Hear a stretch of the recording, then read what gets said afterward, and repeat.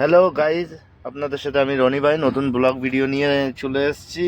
তো আজকে আমাদের রান্না হবে মটন। তো দেখতেই পাচ্ছেন বন্ধুরা, ভাতটা হয়ে গেছে। আমি বাজারে গেছিলাম, প্রতিটা ভাত পাত এইগুলো কমপ্লিট করে নিয়ে রেডি করে রেখেছিল। তো আজকে আমাদের লোড হবে না, সেই কারণে আমরা চলে গেছিলাম একটু মার্কেটে। আমি মার্কেটে যাওয়ার সাথে সাথে প্রদীপদাকে বললাম, প্রতিটা ভাত ফাত এইসব রেডি করে রাখো। তো প্রদীপদা এসে দেখি যে প্রায় ভাত কমপ্লিট করে ফেলেছে। আমি এসে মাংসটা ধুয়ে দিলাম। তো 1 কিলো মাংস নিয়ে এসেছি, আমাদের সাথে আছে আরও একজন।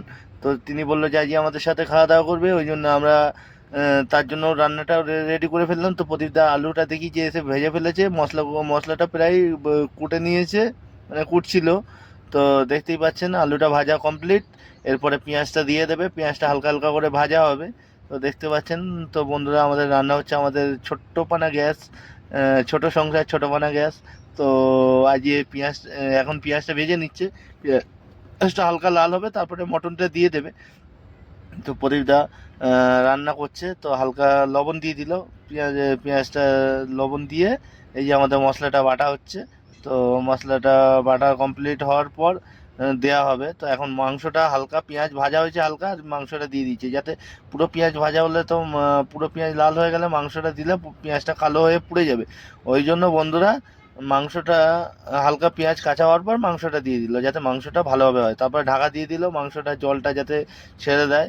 তো মাংসটা ঢাকা ঢাকা দেওয়ার পর কিছুক্ষণ পরে দেখলো জলটা প্রায় টেনে নিয়েছে, হালকা জল ছেড়ে দেওয়ার পর জলটা টেনেও নিয়েছে। তো এরপরে তেজপাতা দিয়ে দিল, কিছু আস্ত কোয়া রসুন দিয়ে দিল, যাতে ওইগুলো লাস্টে গ্রেভির তলায় আস্ত কোয়া রসুনগুলো খেতে টেস্ট লাগে। তো বন্ধুরা দেখতে পাচ্ছেন যে মশলা কৌটোগুলো বার করছে। তো মশলার কৌটোগুলো আমাদের হচ্ছে এরকম, আমাদের মধ্যে বিভিন্ন 6-7 রকম কৌটো আছে, যে 6-7 রকম মশলা রেখে দেওয়ার জন্য। তো বিভিন্ন ধরনের মশলা আমরা কিনে রেখে দিই ওই কৌটোর মধ্যে। তো এক একটা মশলার কৌটো। তো বন্ধুরা দেখতে পাচ্ছেন ওই যে মশলাটা পেস্টটা দিয়ে দিল, যাতে দেওয়ার পর মাংসটা কষিয়ে নেওয়া যায়। ঠিক আছে, মাংসটা কষাবার পর তারপরে আস্তে আস্তে জল দেবে। তো এখানেও দেখছি হালকা জল দিয়ে নিল, জলটা দেওয়ার কারণ হচ্ছে এটাই, মাংসটা তলায় লেগে না যায়। তো মানে মশলা দিয়ে, মানে পেস্টটা দিয়ে কষতে মাংসটা ভালো ভালো লাগে। তো যেটা বলছিলাম যে আমাদের এ টিপে তো লোড লোডের জন্য একদিন দাঁড়াতে হবে। তো তার জন্যই আমরা যে টাইম পেয়েছি, সকাল করে মার্কেটটা করে নিয়ে এসেছি, বাজারটা করে নিয়ে আসার পর তো রান্না বসিয়ে দিয়েছিল প্রদীপদা। তো আমাদের এ টিপে লোড হবে আঙুর। তো বন্ধুরা, আপনাদেরকে অবশ্যই দেখাবো আঙুর বাগানে আঙুর কীভাবে লোড হয়। আগের বছরের ভিডিও আছে আমার অন্য মোবাইলে, তো সেই মোবাইল দিয়ে তো আমি পাঠাতে পারবো না, কারণ সেই মোবাইলটা খারাপ হয়ে গেছে।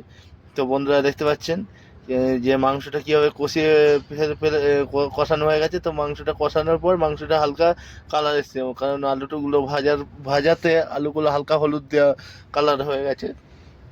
এবার বন্ধুরা দেখতে পাচ্ছেন হালকা জল দিয়েছি, জল দেওয়ার পর বিভিন্ন ধরনের মশলা দেওয়া হচ্ছে এক এক করে। ওই জিরে, ধনিয়া গুঁড়ো, মানে ধনিয়া পাউডার, তারপর হচ্ছে কালা পাউডার, মানে কালো জিরে, বিভিন্ন ধরনের মশলা। এত মশলা মনে রাখাটা আমাদের ছেলেদের পক্ষে খুবই মানে ইম্পসিবল, কিন্তু আমরা সব পাউডার দেখে কিনে রেখে দিই। এই যে এইটা হচ্ছে এক ধরনের স্পেশাল মশলা, এর মধ্যে 8-10 রকমের ভ্যারাইটিস জিনিস থাকে। তো প্রতিটা দেখাচ্ছে দেখুন, কেটে এইভাবে কেটে মশলাটা দিয়ে ঢেলে দেওয়া হয়। তো মশলাটার মানে মাংসটায় টেস্ট এবং সুন্দর খুশবু আসার জন্য। বন্ধুরা, আমাদের চ্যানেল আছে, ইউটিউব চ্যানেল। তো ইউটিউবের চ্যানেলের নাম হচ্ছে রনি ভাই ট্রাক লাভার। আপনারা দেখবেন, ভিডিও দেখবেন, কমেন্ট করবেন, লাইক করবেন, শেয়ার করবেন।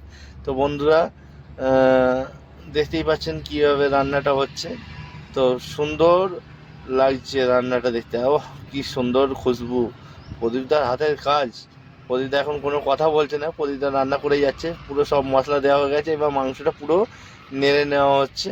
ঠিক আছে, তো মাংসটা নেড়ে নেওয়ার পর মাংসটা কষে কালারটা এসছে দেখুন বন্ধুরা।